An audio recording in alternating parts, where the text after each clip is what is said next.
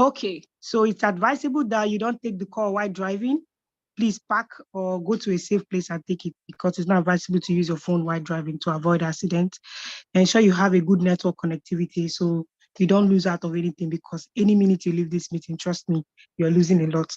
And also avoid noise, loud places, use your headset or earphone if you're in a noisy place so you can hear us clearly.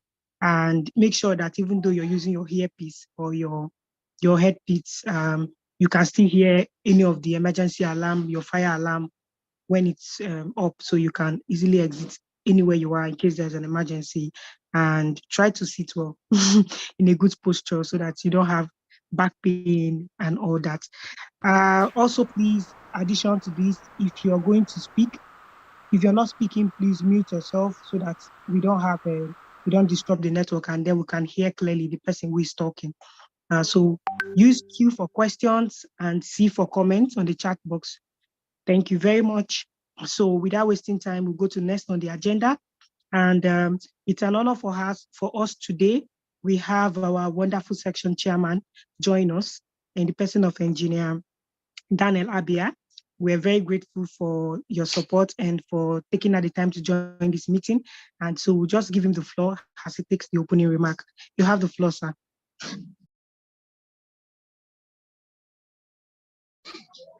Hello, good evening, everyone. Good evening, sir. We Hello, please confirm you can hear me. Yes, okay, sir, because even worry, I wasn't hearing you too clearly, so I need to be sure that the network issues is not from my end.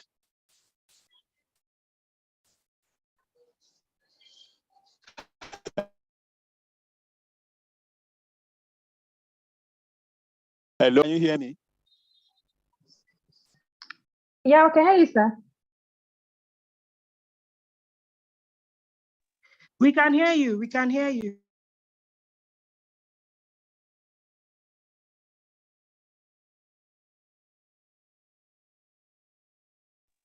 Hello, Essie, we can hear you. Please go ahead. We can hear you.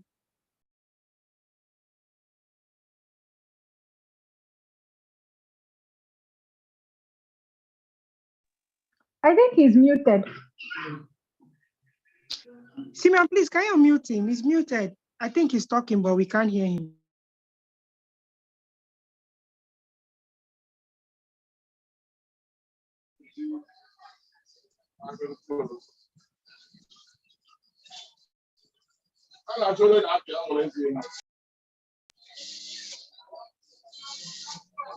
Hello, Essie, are you there? Yeah, confirm you can hear me. Yes, we can hear you. Please go ahead. We can hear you. Okay, this is to appreciate everyone, especially the student affairs chair and the assistant, for putting this event together. And a very warm thanks to our friend, the section for this collaboration. We are not taking this for granted, and we look forward to such and more of this.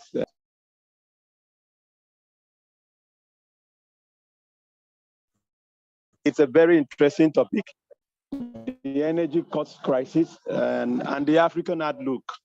You will agree with me that in Africa, we have our own peculiar challenges with our energy, and one of them is leadership, and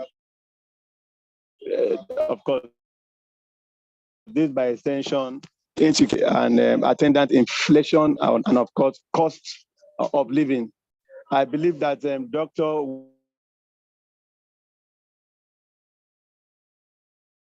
would do justice to this subject, learn from Doctor. Doctor, please,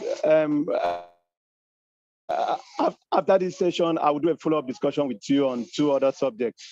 I have to really apologize. I'm a bit in a noisy area in case everyone is not hearing me clearly. All the same, welcome and good evening. Thank you.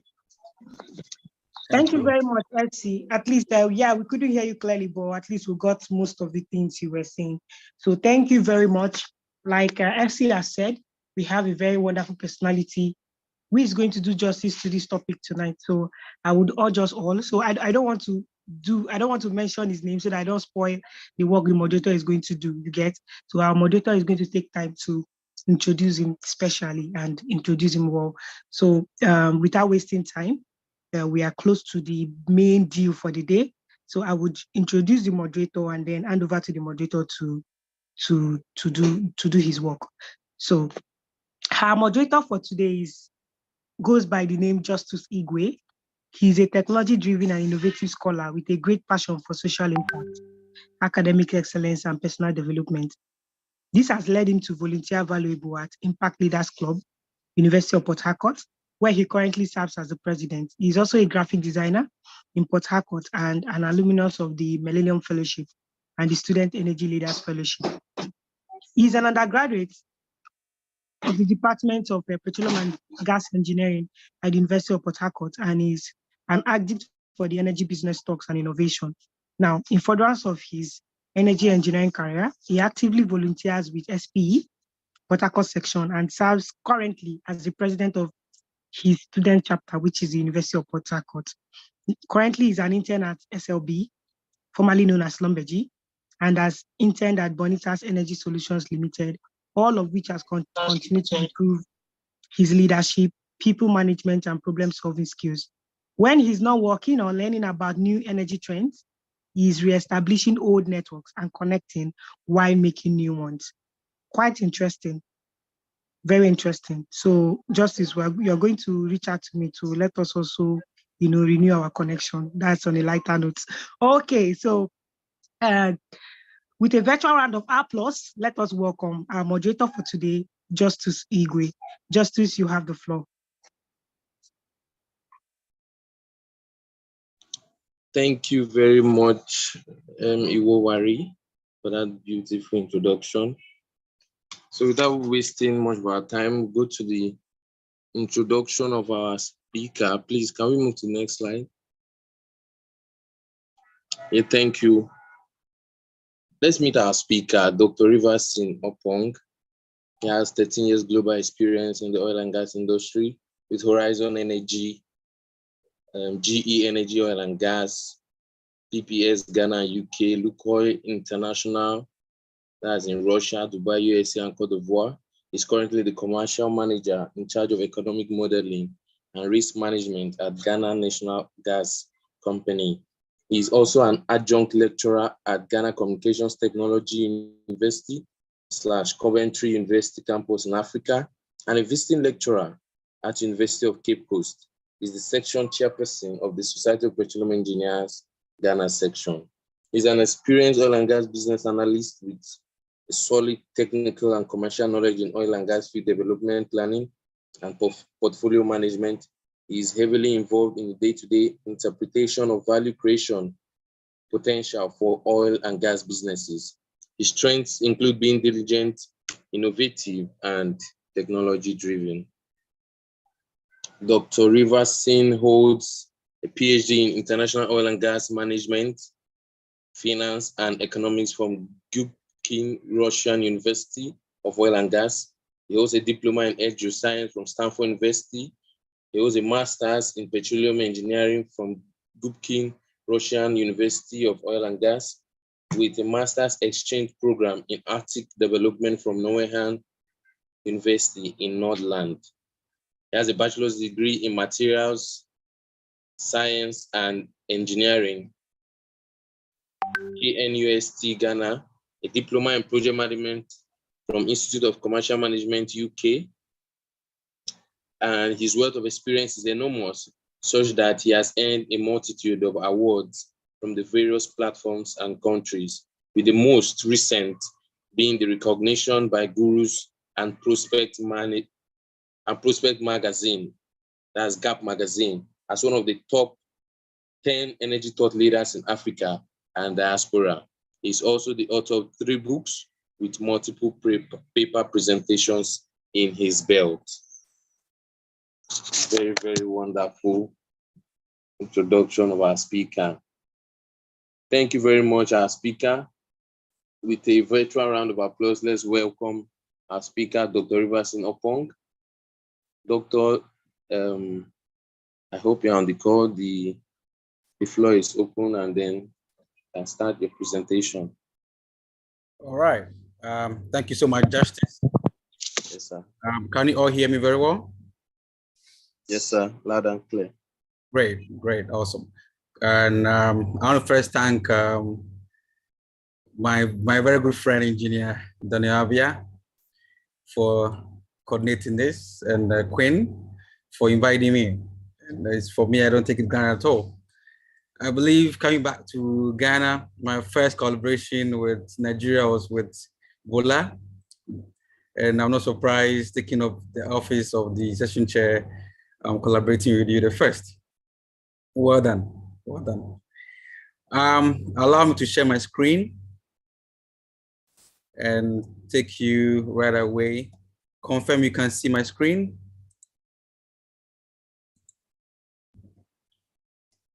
Anybody can confirm can see my screen. All right. So this is a collaboration between Ghana Session again and Port Harcourt. And we are going to look at a very interesting topic, just as the session chair mentioned. It has been the global discussion for the past 4 years. And let's look at its impact globally and of course, regionally. We'll take up some definitions in the form of introduction, look at the global outlook. It won't end there. We'll look at African outlook as well. And also look at the definition of energy sustainability and security, and also the global challenges that come with what the energy security is. We are lucky to look at a real-time case study that will inform us to the basics of today's discussion. So I believe the core topic in that really has to do with energy transition, right? So when we talk about energy transition, or let me say, net zero, what does it mean, and where is it coming from? So it all migrated from the Paris Agreement on the climate change, and also in conjunction with the UN SDG Goal 7. That has to do with the affordability, reliability, and sustainability of our modern energy for all. So keep the keynote here. It's a modern energy for all, not for selected people, right? And then the COP26 meeting also increased investment in green intensive initiative, in terms of energy. So, what is the context for us when we talk about energy, net zero? Is it actually the fact that we're not going to emit again? Is that even possible? Is it possible to end energy poverty by just going renewables? Or is the emission minus the mitigation measures you put in place to equal zero? And I'm going to prove to you that even with all the emission strategies, we're still going to emit. So there should be a mitigation to end CO2 emission. Anytime I have a chance to talk to students, I do have questions on, so Riverson, do you think we have a future? Do you think there's still going to be an industry for us? Let's look at how the energy outlook like. There's increasing rising demand for energy. And the three reasons for that has to do with the population growth. We do expect to have about, I would say, 9.8 billion people by 2050, all right? 2.5 billion more than today, as we talk, 2022. And economic growth. And I always cite this example. When I was growing up, I still remember my old dad's car. But as we are today, we do have cars, not even a car, our homes. Everybody is driving, everybody has access to electricity as never before. There is more extra wealth coming from developing countries and even undeveloped countries going forward. Okay, another problem has to do with the security of supply. One of the days where you could drill onshore easily, we went to shallow waters. Now we're going to ultra deep waters. I'm happy the moderator is in turn with LSLB. LSLB with other service companies are looking at ways to get us good source of, good source of, I would say, technical know-how to, in one way or the other, exploit the reservoirs we have in ultra deep, and even including the unconventional resources. And environment. So we all understand that all this hullabaloo on energy transition has to do with environmental issues, carbon emission. That is why there is the SDG Goal 7 and some other SDGs to mitigate the emission. Using how the energy as now to produce each dollar of wealth. So in conclusion, what we can say from this outlook is that never before has humanity faced such a challenging outlook, where it is so difficult to get supply. And I put this caveat right away that I'm going to interchange energy for fuel, and I'm going to interchange energy or describe energy also as source of electricity. At the moment, I'm going to mention source of electricity, I'll mention that. So when I talk about energy supply, I mean fuel and even electricity altogether, okay? All right. Energy transition didn't start today. And I remember one of the big guys of Saudi Arabia said that Stone Age didn't end because there were no stones, but because there were newer forms of energy. All right, we've done the Stone Age, we've done the Coal Age, we've even done the wood, and we still do it. Now coal is still in the system, oil and gas still in the system. But the future, we're looking at clean energy. This is what the world is saying. We're going to look at its impact on energy security and even the economics. Energy consumption by the world is so strange enough, you can see from this diagram that even today, upon all the noise on the energy transition, oil, coal, and gas still give the maximum amount of sources of energy. And here I mean fuel and electricity, okay? So this is the total energy consumption combined. Consumption is coming from oil, coal, and gas. And this is the fossil fuels. So the fossil fuels has the solid state, which is the coal, the liquid state, which is the oil, and the gaseous state, which is the natural gas. And all these three combined form the highest amount of source in terms of energy consumption. Okay, talk about source of fuel for your vehicles, source of fuel for energy, electricity generation, and all that. You do have oil, coal, and gas in there. And you should understand also that obviously the solid decomposes and gives much more CO2 emission, and followed by the liquid sister, and then the brother gas in the gaseous component giving the least amount of GAG. So the question is it all about net zero? Is it all about grabbing off the source of the fossil fuels in the energy market? Hey, look, so you can see from this diagram that apart from the fact that Africa contributes less than 3% of the GAG globally, other sources of some other industries do emit GAG. It's not only about the energy industry. And if you talk about the energy industry, look at the transportation sector, all right? Look at the energy, or let me see, the oil and gas production part, okay? You realize that the transportation, including aviation, marine, and road transport, are consuming so much in terms are giving enough GAG in terms of the emission. Look at agric industry.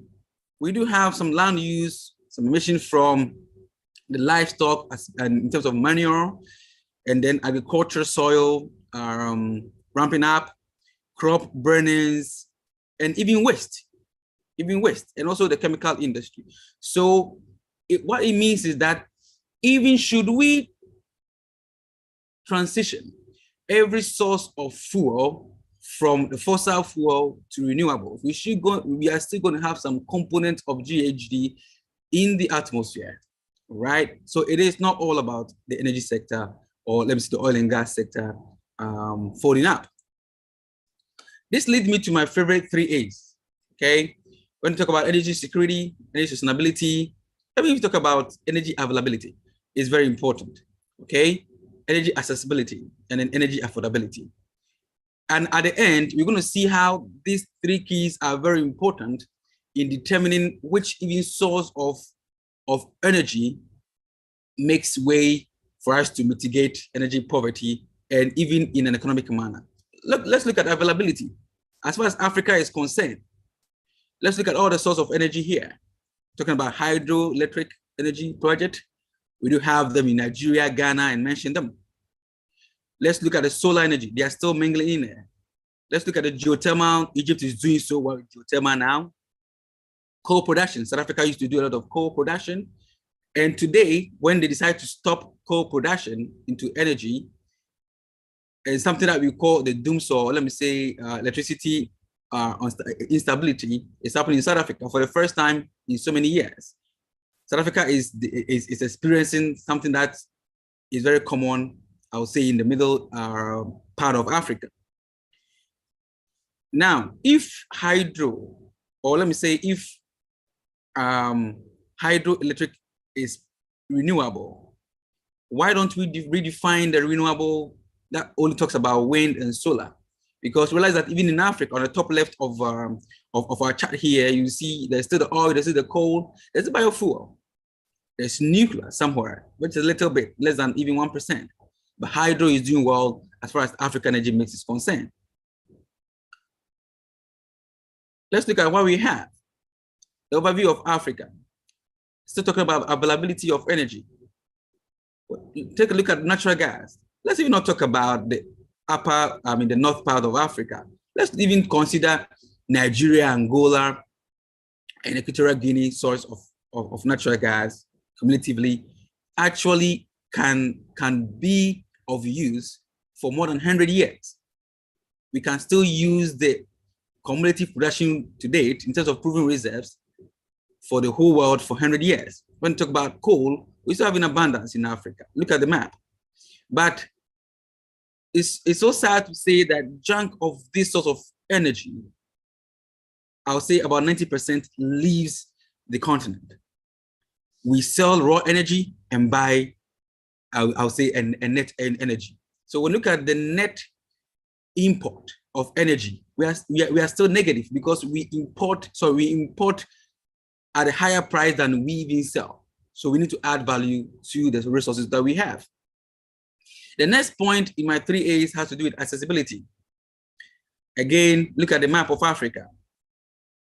Very few countries are doing anything above 80%. When you look at the map on the left, the chart on the left here, the Euro area are 100% accessibility. What is happening to Africa? Africa is the least between 20 and 40. So that's less about 30% of an average electricity accessibility. Okay, Ghana, as I know, we're around 85. We are getting there in terms of accessibility, and it's a challenge. So take a look at what is happening even in the global market. Whereas on the top here, there's full light. Let's take a look at what is happening in our continent, right? I don't know how many of you have ever experienced this. I have. So many years ago, I had to use the lantern to do my homework. Thanks be to God, it's better now. But we still do have countries, and so many countries with this kind of situation. So this is what energy poverty really looks like. And we're going to go into the economics very soon. Affordability is the last one. Energy, or let me say electricity, can be available, it can be accessible, but if it's not affordable, we are still battling with what we call energy poverty. Because if you can't afford something you can't use, then you don't have it. So what it means is that all these 3 points that we're talking about looks very crucial. And look at Angola, Ghana, and Nigeria doing so well in terms of cost of kilowatt per hour. And in the case of Nigeria, yes, it's not so expensive as compared to Mali and Kenya, where accessibility is very expensive, but it's not available. All right, I can afford it. but it's not available in some countries. So we still have that availability and so let me say the security issue. Guys, let's look at what is happening in Europe now. This is as of today, the data I got it. I just put this in because I wanted the real data.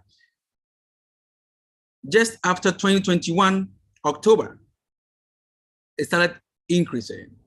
All right, and we all know why, because of all this COVID issue post-pandemic, and then the COP27.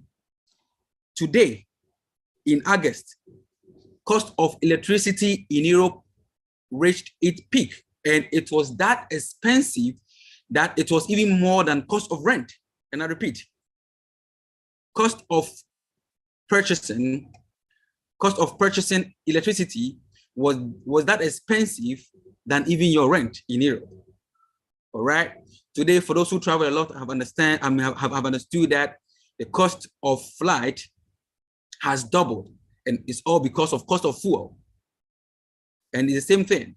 This is a continent that is running away from fossil fuel and see its impact. Africa is not so far from reaching this.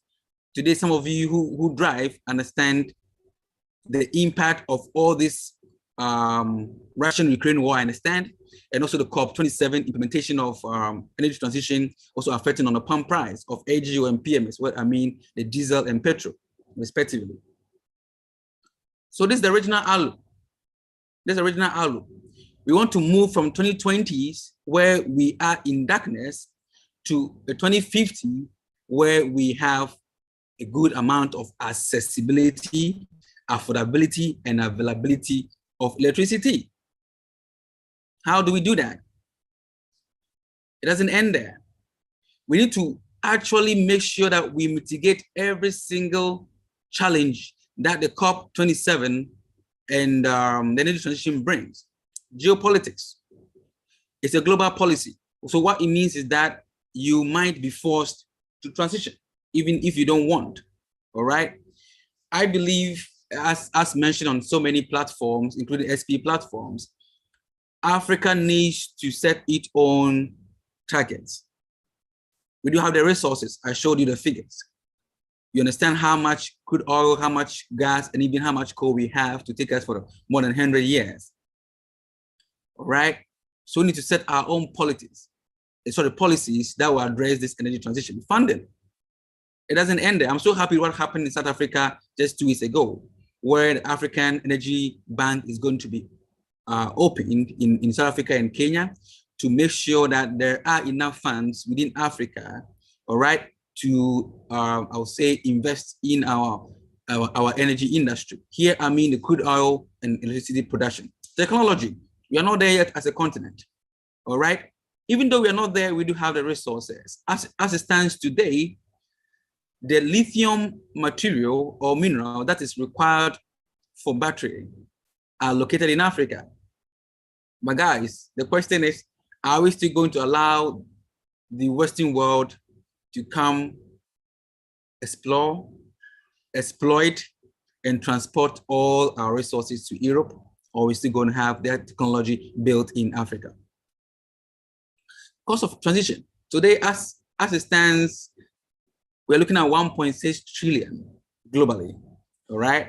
1.6 trillion. We are still working out to understand how much Africa needs to transition.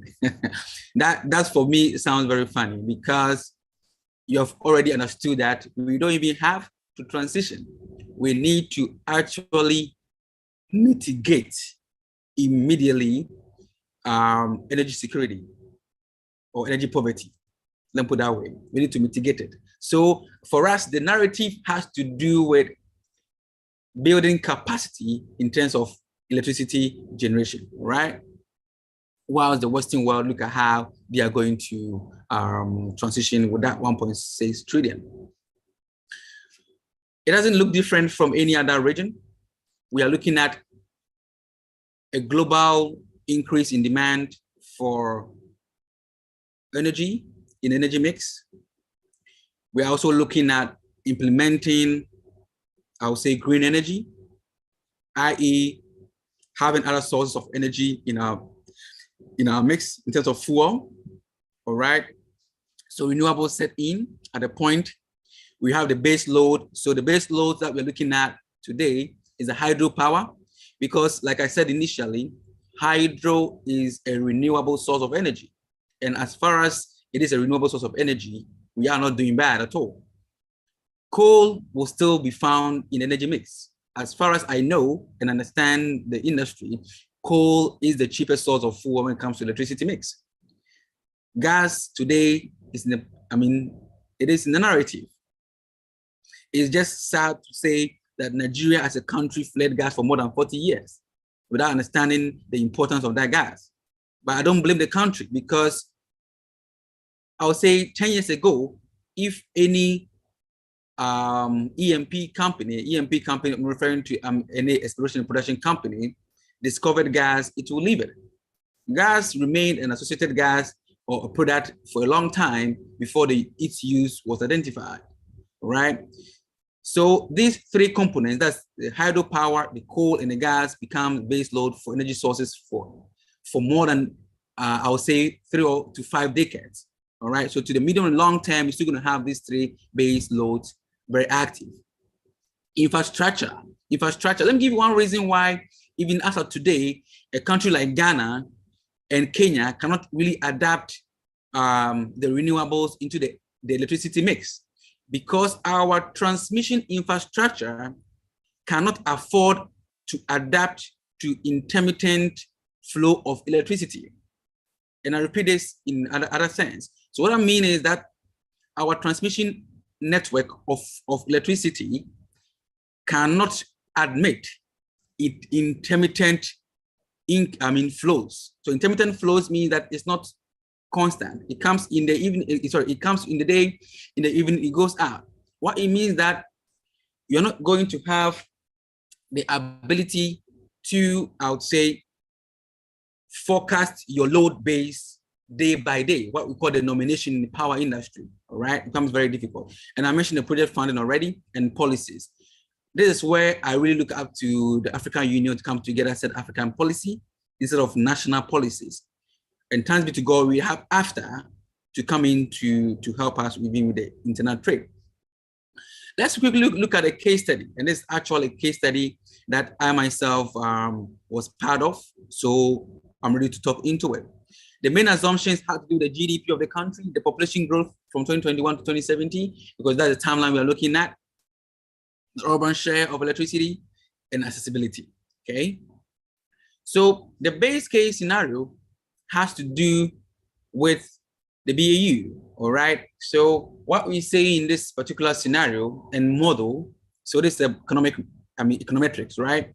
All that we're saying is we're not bringing any source of fuel, we're not bringing any source of electricity.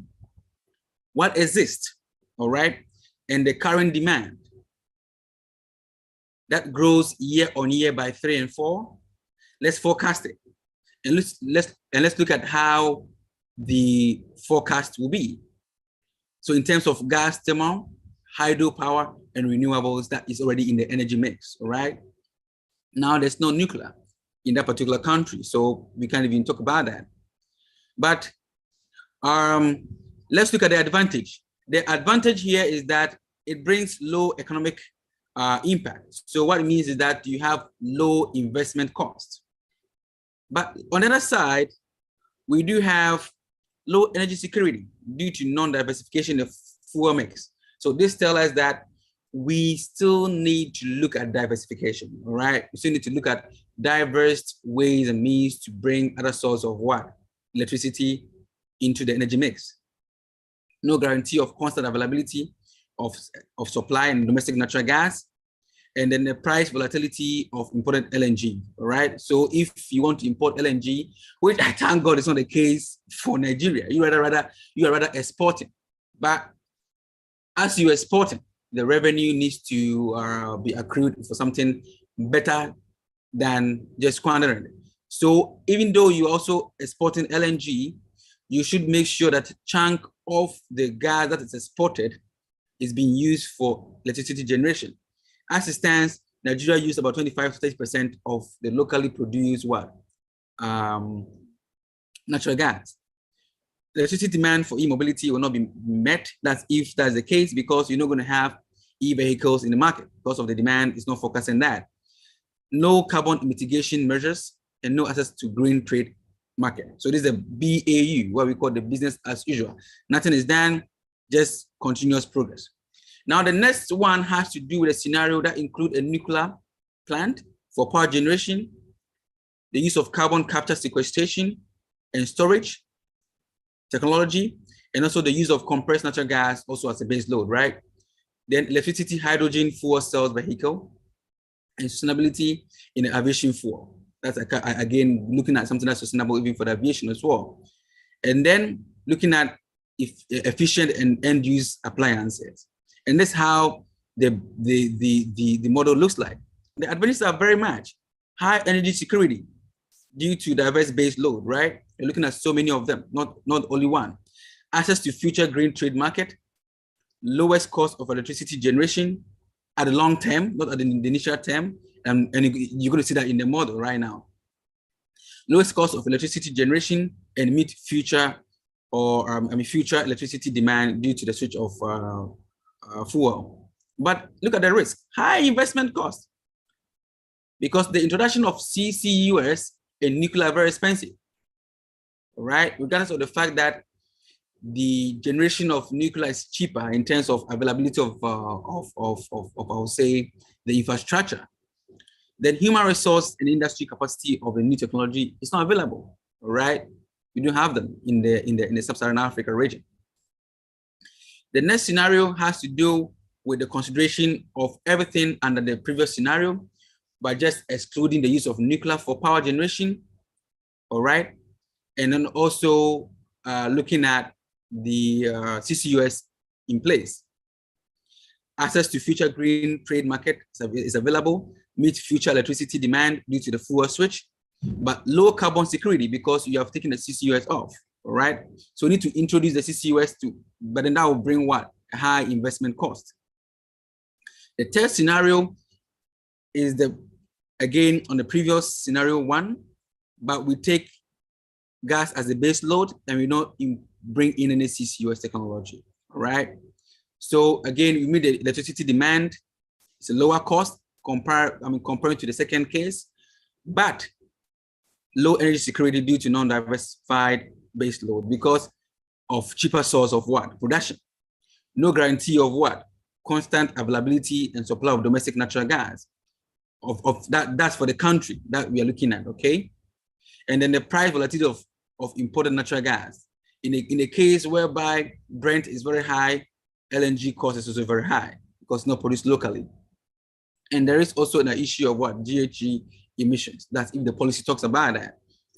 The fourth one is similar as the BAU, but includes the natural gas as a preferred fuel for power, even transport and industrial use. So this is a case where we have the adaptation of our CNG into the transportation market. And this is very important because you should understand that when we pick the GHG emissions, we realize that the transportation portion in terms of the energy, the GHG emission has the highest contribution among the players. Obviously, low investment cost, but there is also the low security due to the non-diversified base load and no guarantee of constant availability of supply of locally produced gas, right? This could be mitigated if we get funding to do more exploration for gas. So this is how the emission scenarios look like. So perfect. Comparing the BAU to the case where nuclear and gas are base load, you realize that there is a drop of emission. All right, there's a drop of emission. And then when you take a look at the T2, that's where the gas is base load, there is the same outlook where we do have a great drop of what? Emission in accordance to the model. Where there is no CCUS, look at the impact, all right? The emission is still there, very, very similar to the base load. And that even for the fourth scenario where we bring in slowly the EVs and hydrogen and biofuels. But let's look at the impact on the cost of transition. And this is where the core of our topic today lies. Apart from the fact that we don't have access to the electricity, apart from the fact that we cannot even afford what is available today, what it means is that to add on, all right, to add on the effect of energy transition, this is what we have. Using the gas as a base load with the CCUS has the highest cost of transition. We're talking about around $560 billion for this particular country. This is not for Africa. Now we need to model this country by country and then sum it to understand even how much you're looking as Africa. And someone will ask, why is it so expensive? So expensive, yes, because we don't even have access to the electricity. So all in all, we are building on a foundation that does not exist. All right, so for our case, the cost of transition is very, very expensive. All right, very, very expensive.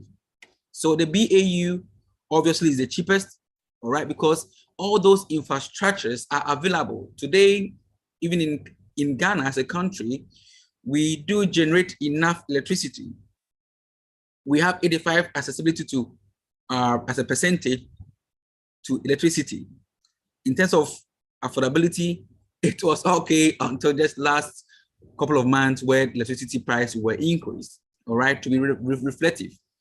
Even still, it's not bad comparing to any other transition forecasted scenario. And obviously, the generation cost will be very high as well, all right? The base load, that is having the gas and the nuclear, are very high. But when you look at where the nuclear comes in, the cost of infrastructure is very high, but the cost of generation is very low, all right? This has to do with the fact that the raw materials are not so expensive, okay? Now, to conclude, because we have some few time, 10 minutes for Q&A, we need to transition very, very, very, I would say, holistically, because energy demand is growing in Africa and globally. And in the case of Africa, we are not able to meet the demand. We're not able to meet it, all right? And then environmental issues are setting in, i.e. the energy transition. But above all these scenarios, what must be very key is that even as project management says, your project must meet the project timelines, the quality and cost. That's the project management keys, the 3 keys in project management. It's the same way with energy security. It needs to be available, it needs to be accessible, and most importantly, it needs to be affordable. If these 3 keys are not ticked, then we are not even transitioning, okay? We're not even talking about killing energy poverty in Africa. So our take home today is that we do have the sources of energy are available in the continent. Again, Nigeria, Angola are leading. We do have them produced locally. We do have, after talking to all African Union, or let me say African countries, to seek ways and means to have a trade among ourselves so we can kill energy poverty in a much safer way and in a much cheaper way. Today, Nigeria can decide to use about 50 or 60% of its locally produced natural gas, and then sell the electricity generated to other African countries, all right? Nigeria can decide that we are going to, they're going to use about 20% or 40% of their crude oil produced, as Dangote is doing, building a refinery, to actually mitigate the cost of what? AGO and PMS in the sub-Saharan African region, all right? So that we don't have to depend so much on Europe. Today, because there is a scanty delivery or supply of product from Europe, there is a very high and expensive cost of diesel and petrol in Africa. So in a nutshell, I want to thank you for your attention, and I'll be glad to take every question if time requires. Once again, thank you. Thank you very much, Doctor. I'm sure all of us gain massive value from this session. So a brief recap. You started by introducing the energy transition concept and reminding us that we have about 3 things to look out for. Where it started was at the Paris Agreement about the reduction in global emissions. So we also need to look at the SDG 7, which is to ensure affordable, reliable, and sustainable energy for all. And the call for action at COP26 was also essential. Then we also looked at the future energy outlook, where we studied the population growth, the economic growth, and then security of supply. And we also looked at energy sustainability and security, reminding us about the 3 A's, which is energy availability, energy accessibility, and most importantly, energy affordability. We also had a look at the charts and the statistics that's going to help us know our forecast between now and in the coming decades. Also, we studied the global challenges and then how to really put efforts to see that in the end we are really transitioning effectively. And he made mention of the policies that will be put in place, the funding, the infrastructure, and then the technology.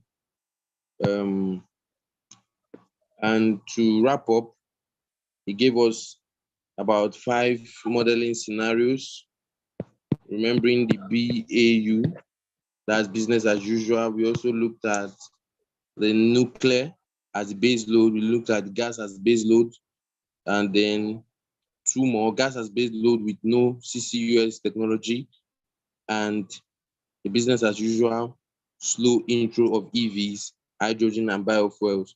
So I'm sure most of us gained a lot from this session, and we have the recording online, so everyone can also access it any day, anytime. Thank you very much, sir, for the wonderful session. We will now take questions. And if you would like to ask a question, you can drop them on the chat box, or you indicate by raise of hand. So we just have about 7 minutes to do this. Okay. Okay, I've seen a raise of hand from Mr. B.A. Pedro. So you can unmute. Let me request for you to unmute and ask your question, sir. All right. Good day, everyone. My name is Sabie Pedro. I was looking forward to this topic because besides being a drilling engineer, I'm also an economist.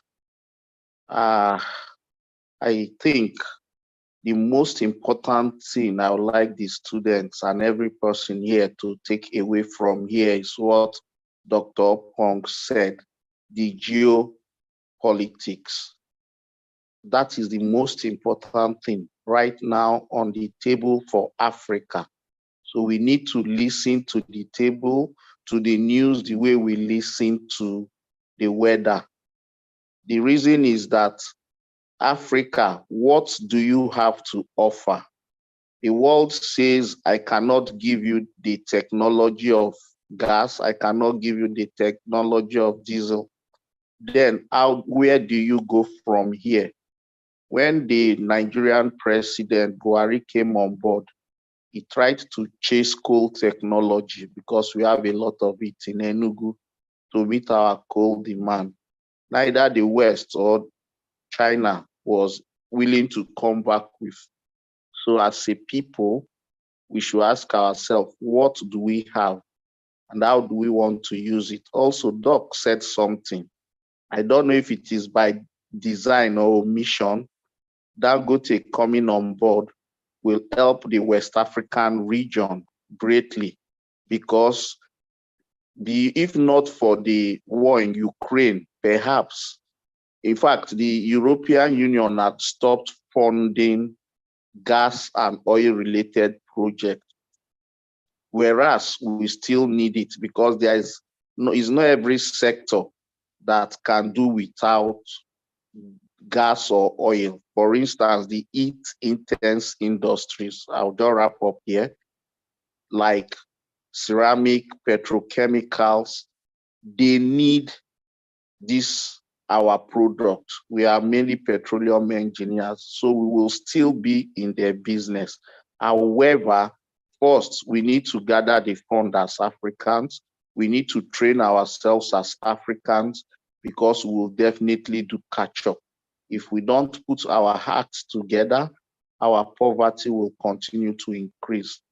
Ghana has lost the power of the cedis between the last time I was there and now. The same thing is happening in Nigeria. In the black markets, you don't get it for less than 800 naira.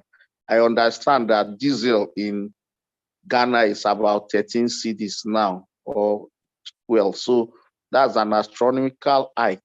So in a nutshell, as we have learned, we should understand that the world will talk to us, but we should understand that as a people, we have 30% of the remaining resources in the world, and we need to be able to garner the technology and the fund to use it till we're able to catch up with the rest of the world. Thank you.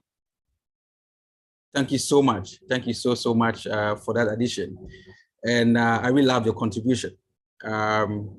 Just not to bombard my own country, should Ghana had refined its own crude oil, diesel price will not be 21 cedis today. You mentioned 13, today is 21 cedis. It almost doubled in the past 3 months, okay? Wow. And this is outrageous. And this is what we are talking about. If we don't take care, the Western world will dictate for us, and they're not there to support us. How can we produce so much oil, supply everything to Europe, and now when it goes to Europe, we don't even get the diesel and petrol from it? It becomes so difficult to get it back. What stops you from producing your own diesel and petrol? I mean, tell me. It doesn't make economic sense. So thank you so much for that addition. I appreciate you a lot. Thank you very much, Saz. And we have a question in the chat box. I'll just read that immediately. So, question from Juwon Adebi. With the current global push for focused investment in cleaner sources of energy, that's this energy transition, and also considering that Africa does not have the financial and technological strength to manage this challenge, how best can African leaders address the need to use the resources, especially fossil fuel, to fund its own energy transition strategy at Africa's space? Wow, good question. Very good question. I really love this question, okay? And thank you for asking it. I've answered some of them in my presentation, but let me add a few things. The issue of leadership, and I think the recent speaker mentioned that in Africa is enormously outrageous, and it's not anything good. It's not anything good. And I'll give a typical example, okay? We can keep on saying that we need to be allowed to produce our crude oil and gas and even coal if you want, and rather use that money to invest in our energy transition. But what stopped you? What has stopped you from actually even using your own, source of energy? What has stopped you? You cannot tell me that Africa, or let me mention Nigeria and Angola and Ghana and other countries, are not making so much money from selling crude oil and gas. They're making so much money. from the royalties, from the income tax, from the additional oil entitlements. Let me not go into fiscal regime now, but so many areas of taking money. All right. Ghana has made so much money from this crude oil. But now let's compare the regime where we didn't have crude oil, when we were okay. And now that we have crude oil, what have you done with the money? So the major issue is the leadership issue and the revenue management. My only fear is that even if we are allowed to use even if we're allowed to produce our crude oil, which we have to, no twist about that. So guys, there are still jobs for you, no twist about that. My only fear is that are we going to achieve the target of reinvesting or injecting the revenues from this crude oil sales into something important? That's my only fear. Charity begins at home. Right away, I really, really want to see Ghana establishing refineries or revamping the local refineries to refine its own crude oil. I want to see local content impacted, where all gas companies locally are taking over the mantle. I really want to see the revenue management portfolio equipped and used appropriately. And all these are governed by leadership. So the problem has to do with leadership. Thank you. Thank you very much, sir. Okay, so a quick one from my end. I would just like to ask, how can students play critical roles in this energy transition time that we are facing? How can students play critical roles? Great. I like this question too, even though my target was not there. And thank you for asking it. So if today Total Petroleum is now Total Energies, if Chevron and Shell are now energy companies, in fact, Schlumberger is now SLB Technologies, it should tell you that the narrative is changing. All right. And I really, really appreciate these companies for changing the narrative and adapting to the changes, because the changes are gradual and it is happening, whether you like it or not. So this is when I expect the universities to adapt to a newer and fresher syllabus by adding machine learning, by adding on to the renewable energy, going the MIT way, even going to more of engineering-based models instead of pure traditional oil and gas reservoir model. Because at the end of the day, you're going to learn on the job. Today, Saudi Aramco is not employing energy experts. They are using their own petroleum engineers in their renewable plants. And I've met them. I've met a couple of them. They are petroleum engineers now installing solar panels. Petroleum engineers. So the learn on the job is available for you, but the syllables need to change a bit. And there's something even in Ghana, SP Ghana is actually spearheading and trying to understand what needs to be changed and advise the academia, amicably. But guys, do not lose hope. The industry is still green and we're still going to have that exploration and exploitation happen in Africa. Okay, thank you very much, sir. So we'll take another question from Clarence. Briefly, Clarence, you can unmute yourself.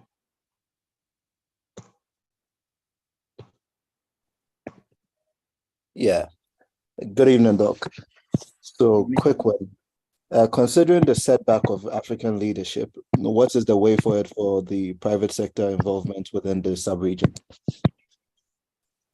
Come again, Clarence? Considering the setback of in terms of the quality of African leadership in the sector, what is the way for the private sector involvement within the region? All right, I'm trying to understand the correlation between the setbacks in the leadership and the private sector inclusion. Well, it's not, our resources are not being managed properly.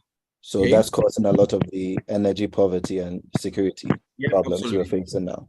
So what can the private sector do, or how can the private sector get involved in actually making it more secure and more available?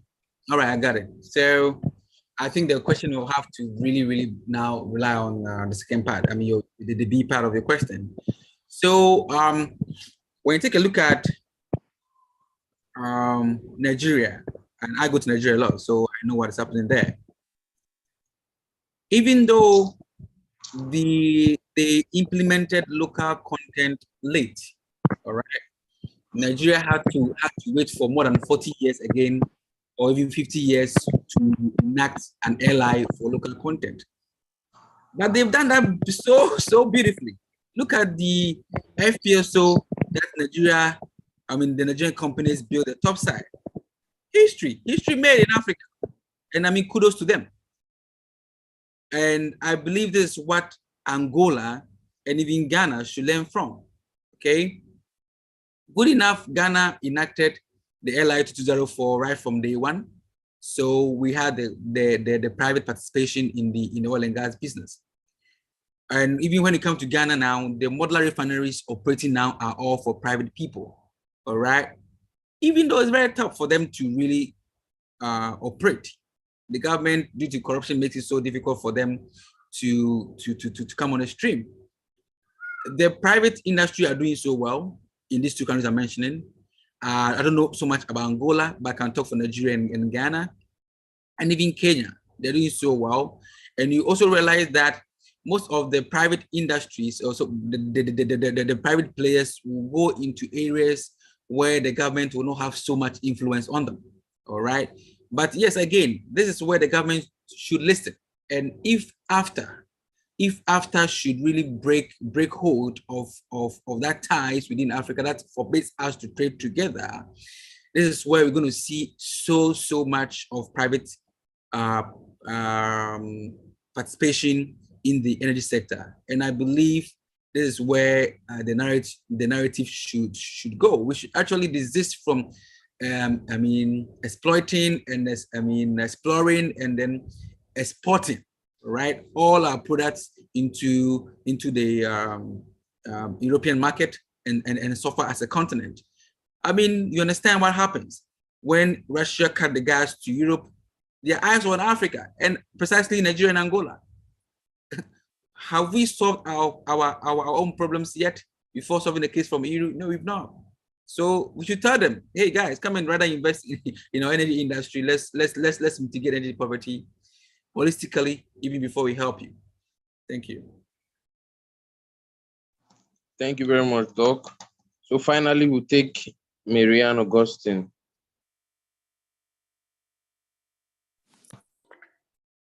Okay, can you hear me? Good evening, everyone.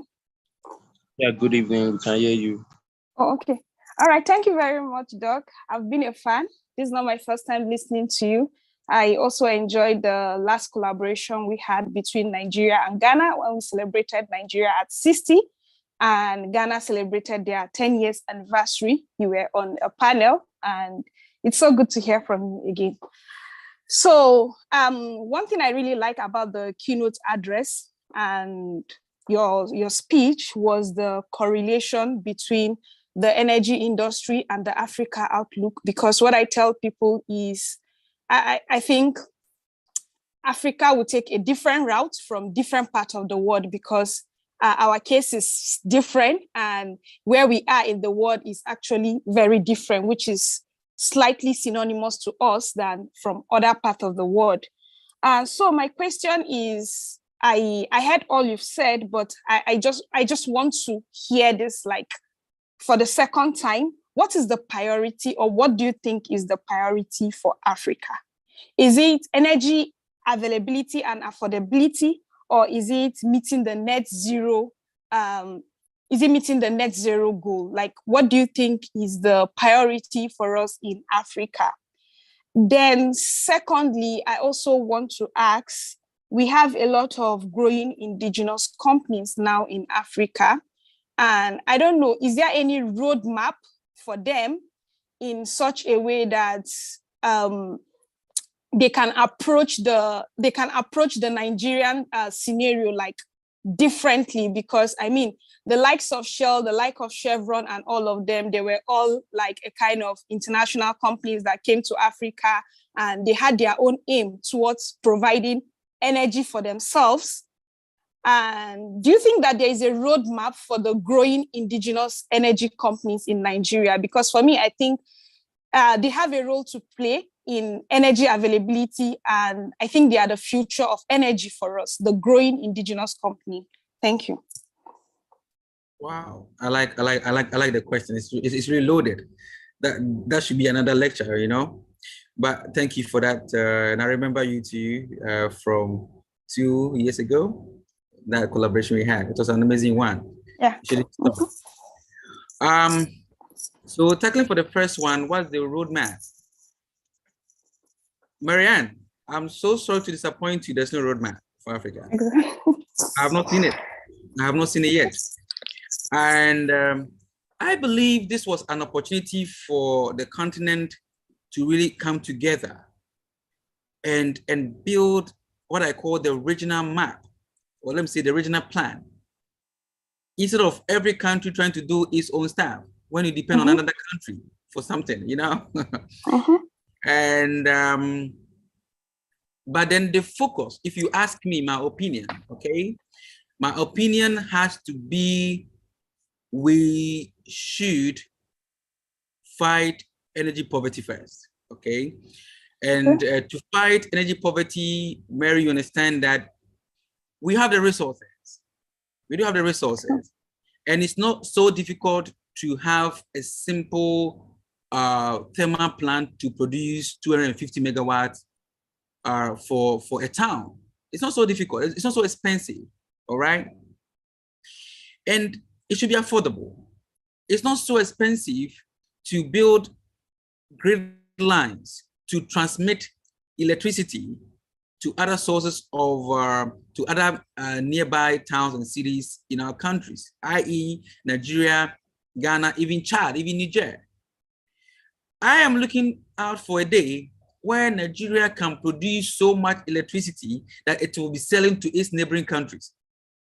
All right, I'm looking out for that day where Ghana will produce so much that it can sell electricity to Mali, Togo, and even Burkina Faso. But then, is that the focus of our leaders? That I can't tell. Time will tell. But we are here to advise them, and we will advise them that we need to still make sure that we solve our own problem, because we're not transitioning from zero to anything. We transition from what is available to what they are asking you to transition to. We are not there yet to transition. So the focus from my end should be mitigating what exists, which is the energy poverty. And like I said before, net zero does not actually mean that you're not going to emit GHG. You're still going to emit. Even in Europe, they're going to emit. The likes of the marine industry. I don't think any amount of solar panel can move a vessel with 10,000 megatons of cargo. I don't see solar planes flying me from here to Miami. I won't board it. It's even risky. What about in the night when there's no light? Where is the energy going to come from? Tell me, Mary. So there is still going to be emission into the atmosphere. The mitigation plan is available, all right? That has to do with the CCUS. Let's explore it. It's not so cheap. There are other sources of electricity generation. CNG. Now go to the northern part of Africa. There's so much less demand on gasoline, which diesel and petrol. CNG is affordable. It's even good for your, I would say, your engine, because it increases the lifespan. Okay, so there are so many things to look at. And thank you for that question, Mary. Thank you very much, Prof. And I don't know if I can add just one more thing. Sure. Thank you very much, Doctor. Okay, so one more thing I would need to ask is that we young professionals are looking up to, people like you who are, I can use the word stakeholders in energy matters. And I really hope that, one day, a kind of consensus, I hope that one day we see some kind of consensus or decision from stakeholders like you, looking at a country like Nigeria now. Fintech is really, really, really growing. And I think it's not dependent on the government, it's dependent on the individual. So this is just me to you as a stakeholder in energy matter. I really hope that one day a kind of decision or a kind of roadmap is drawn for young professionals, or is drawn for the energy industry to meet the African need, so that young professionals like us can latch on that. Thank you. I mean, absolutely. Sorry, I couldn't touch on your second question. I was at NIES back, I think in August, in Nigeria and Lagos. I was there this year. And I was so happy to see fintechs like this, as you mentioned. And there's another company that's buying Shell. What was another? What was the name? What's the name? There's another name that's very popular. They won the best boots at NIES this year. It's a local company. Do you remember the company? Seplat. Seplat. No. Yes, that's it. Yes, I was with the deputy MD in Houston last month at ATC. How can I forget? And these two companies, just like you mentioned, are doing so well. You guys have even pushed Schlumberger to localize.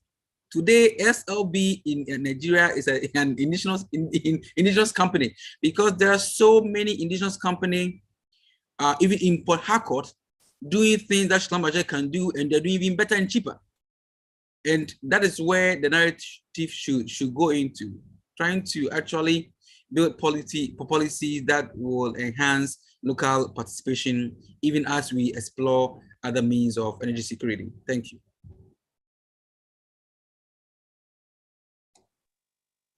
Thank you very much, participant. Thank you very much, Doctor, for your valuable session.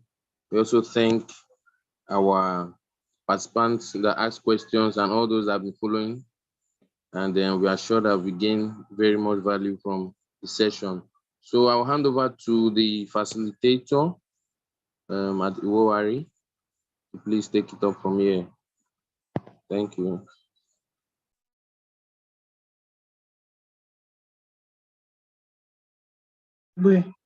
Thank you very much. Thank you so much. That was a wonderful session, and I learned a lot from that. Thank you, Doc. Thank you so much.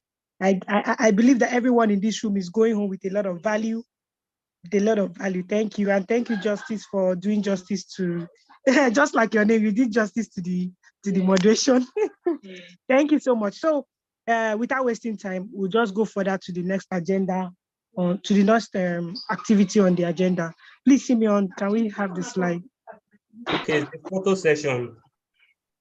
Okay, photo session. So please, everyone, turn on your camera. Let's have a picture. I want to see your fine faces. So turn on your camera.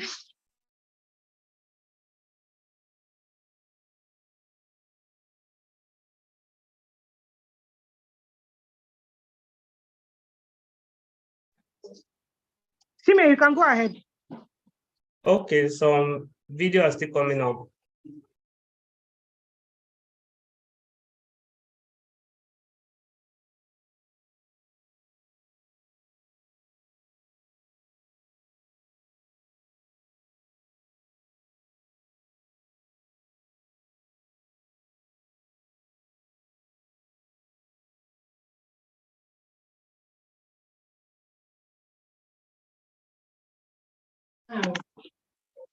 Justice, look for light, oh.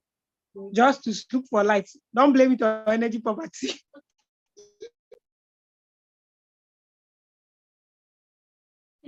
Simeon, please let me know when you're done. Okay, 10 seconds more. Just keep the smile on. 5 seconds. 2 seconds.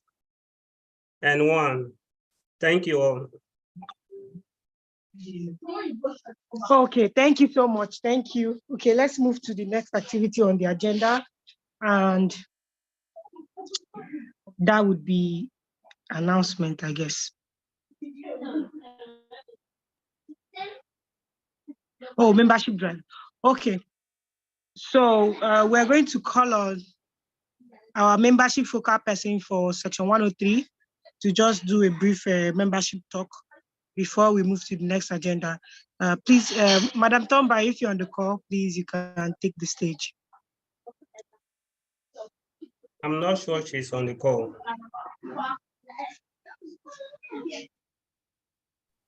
She's not on the call. Chibuzo is supposed to take the membership drive to this event. Okay, Chibuzo, if you're on the call, please, you can take the stage. Please let us know if you're on the call. Can't find any name like that.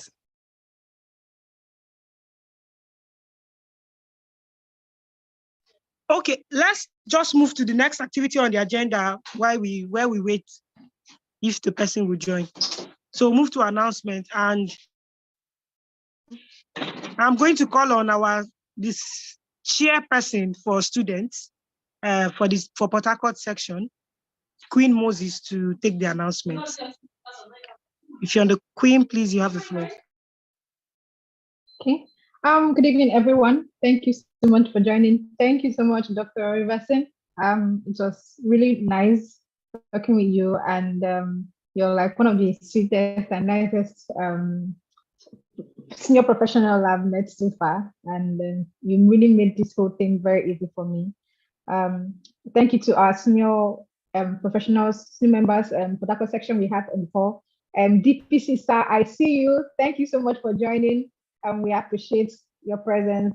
Sir Junwo, thank you so much. And thank you so much for the to our Ghanaian persons who joined this event. Really appreciate, and we look forward to more collaborations with Ghana section. So for SP Port Harcourt, we are having the SP for Me Challenge, where members are actually encouraged to do a video of their SP moments and talk about how SP has helped them personal life, career development, leadership growth, and all of that. So for the students, the student chapter with the best videos and highest participation gets to go home with 20,000. So student chapters on the call, don't sleep on this, and work with your president and know how to come up with your videos, and then see how you can like encourage participation of your chapter members. Now, for you to join this video and for video to be selected, you have to have good quality of your video, your background has to be good, your sound quality has to be nice, and then you have to have good creativity. So it's not just your regular everyday video, it has to be dope, understand? So all videos that will be made will be sent to the YP membership chair at Emanuela, or you can send it to me because I'm also co-chairing on the YP membership. So after the videos have been looked through, the nice videos and the ones that meet with the criteria will be selected and posted on our SP platforms, and then the videos that emerge at the top for professional members will be the winners from professional members would have a 1 year free membership renewal. While for students, of course, I've said it before, the best student chapter goes on with 20,000 naira. So there'll also be consolation prizes, and so I look forward to seeing all the amazing videos from all of you. And my Ghanaian brothers and sisters, you guys are not left out. You can also join in this video challenge. So at the end of the day, we're just going to have fun and then spread SP. Thank you so much.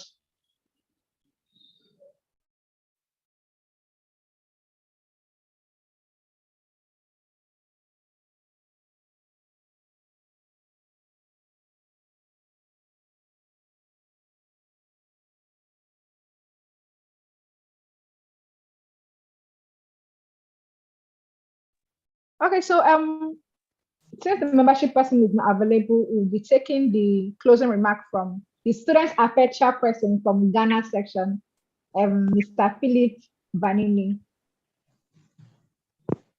All right, good evening, everyone. I am glad to give the closing remarks for this evening's conference or training session It has been an interesting conversation on energy cost crisis, the look on the African continent, which was delivered by my own friend, Dr. Rivenson Opong. He actually delved into the global challenges we have, the geopolitics, funding, the cost of energy transition, and then he spoke about the 3 A's. The interesting questions that also came from the students are much appreciated. I would like to say that as young professionals in this industry, we need to look out for future opportunities that are the conversations they are having around energy transition in the global mix. Without much ado, I would like to appreciate everyone who joined the call. The Ghanaian students that joined, we appreciate you. And we appreciate the Nigeria chapters for also having this conversation initiated. Thank you so much.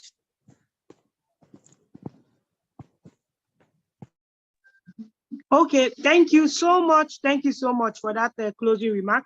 We really appreciate this partnership, and we hope that it continues. It was a very wonderful session, and I know the collaboration also added light to this event. I'm very grateful, we're very happy, and we hope to see more of this. Thank you for everyone that joined from Ghana section as well. We're really grateful. But before we go, before we take the opening prayer, I would just like to, I think my student chair, she mistakenly omitted that. So I would just like to talk about our upcoming AOP, Ambassadorial Lecture Program, that is coming up on the 10th of this month. So this next ALP will be a bit different from what we used to have. So we are gathering young professionals from Port Harcourt section to, it's a panel session basically, there's no speaker. So just a panel session to hear the journey of young professionals in our section so far and their personal career journey, their personal career experiences. They are going to share that with the students and other young professionals. And it promises to be a great one. If you're available, the flyer will soon be out and it will be posted. Please join us on the 10th for that event by 5 p.m. Thank you so much. So before we go, we started with prayers and we'll likely end with prayers. We should end with prayers. So I would like a volunteer to please take the closing prayer so we can call it a day.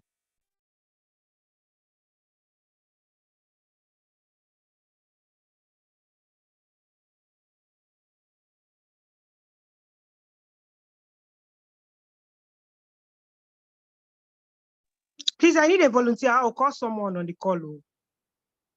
Frank, if you're on the call, please, can you help us with the closing prayer? Frank, are you? Can I pray? I want to pray. Oh, okay, go ahead, please. Thank you. Okay, Father, we thank you for such a wonderful lecture on global crisis.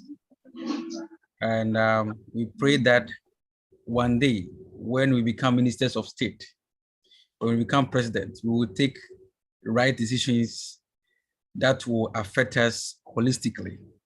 We pray even for those who are in power now, that when we talk, they will listen to us. In Jesus' name we have prayed. Amen.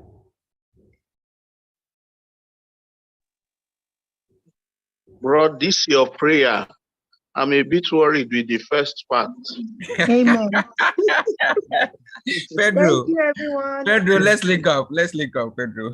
All right, thank you, guys. Thank you, everyone. Have a wonderful evening. Thank you. Hope to see you in our next session.